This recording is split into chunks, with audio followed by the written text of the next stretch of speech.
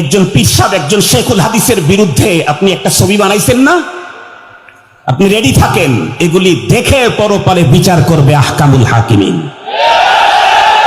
Ready থাকেন। কাকে বড় করতে গিয়ে আপনি ফেসে যাচ্ছেন? কাকে বড় করতে গিয়ে, কার দালালি করতে গিয়ে আপনি আল্লাহর আদালতের ভয়ঙ্কর আসামি হয়ে যাচ্ছেন? ফিকির করা দরকার। এমন এমন শব্দ এখন ব্যবহার করে আমাদের আঙ্গিনার ছেলেরা, এদেশের নাস্তিকেরাও এই জাতীয় নোংরা শব্দ ব্যবহার করে না। এখান থেকে ফিরে না আসলে টুপি আর দাড়িয়ার এই বড় বড় জুব্বার পাগড়ি দিয়ে এদেশের মানুষ আমাদেরকে সম্মান করবে না। ওই জায়গা থেকে ফিরে আসতে হবে। এদেশের মানুষ তো একটা সময় এমন ছিল, নতুন কোন খাবার আলেমের মুখে দেওয়া ছাড়া নিজে খায় নাই। সেই জাতির কি ওই ভাষা হতে পারে যেগুলি ফেসবুকে আসে? সেই টুপিওয়ালা দাড়িওয়ালার কি এই কাজ হতে পারে একজন মানুষের ছবি বিকৃতি করবে? ইদানিংকালে আমাদের দেশের কিছু ছেলে পেলে নতুন, তারা কেউ কেউ আবার ফেসবুকে লেখে, কওমি মাদ্রাসায় পড়ে ভুল করেছি। এত পরে বুঝলা কেন? আগে বুঝলেই তো ভালো ছিল। আমি কওমি মাদ্রাসা পড়ে ভুল করি নাই, আমি এত বেশি জিতেছি দুনিয়ার কেউ যা জিততে পারে নাই।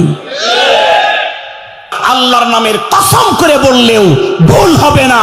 এদেশের প্রধানমন্ত্রী একটা মাত্র কাজ করবে, সব সেক্টরের লোকদেরকে ধরে ধরে পয়গম্বরের চরিত্রের তালিম দিয়ে দিবে। কিয়ামত পর্যন্ত 1000 বার তারেক রহমান সাহেব মৃত্যুর পরে জন্ম নিয়েও এই দেশটাকে দুর্নীতি মুক্ত করা সম্ভব হবে না। লজ্জা তো তার যে কলমের খোসায় রাষ্ট্রের টাকা লুণ্ঠন করে বিদেশে 400 বাড়ি বানায়। লজ্জা তো ওর। আমি ঝাড়ু দিয়ে হালাল তরিকায় ইনকাম করে খাই, আমি বেস্ট। যদি কোনো মন্ত্রী হারাম খায়, ওর চাইতে আমি বেস্ট। এই পৃথিবীতে আল্লাহ তাআলা আমাদেরকে পাঠিয়েছেন, অতীতেও যারা এসেছিলেন, প্রতিটি মানুষ পৃথিবীতে জীবন চলার জন্য প্রতিটি মানুষকে কাজ করতে হয়েছে। আর কাজ, জীবন চলার জন্য, জীবিকার জন্য কাজ করা, এটা অন্যতম একটা ফরজ দায়িত্ব মুসলমানদের উপরে। কাসবুল হালালে ফারিদাতুন বাদাল ফারাইজ। কোরআনে হাকিমে আল্লাহ তাআলা স্পষ্ট অর্ডার করেছেন, ফাইদা কুদিয়াতিস সালাত ফান্তাশিরু ফিল আরদ ওয়াবতাগু মিন ফাদলিল্লাহ।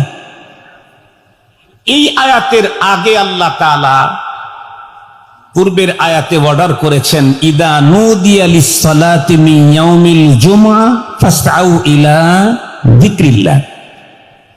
আগের আয়াতে আল্লাহ তাআলা আমাদেরকে অর্ডার করলেন, জুমার সালাতের আজান যখন হয়, কেনা বেচা দুনিয়ার সকল কাজ বন্ধ করে নামাজের দিকে যাও।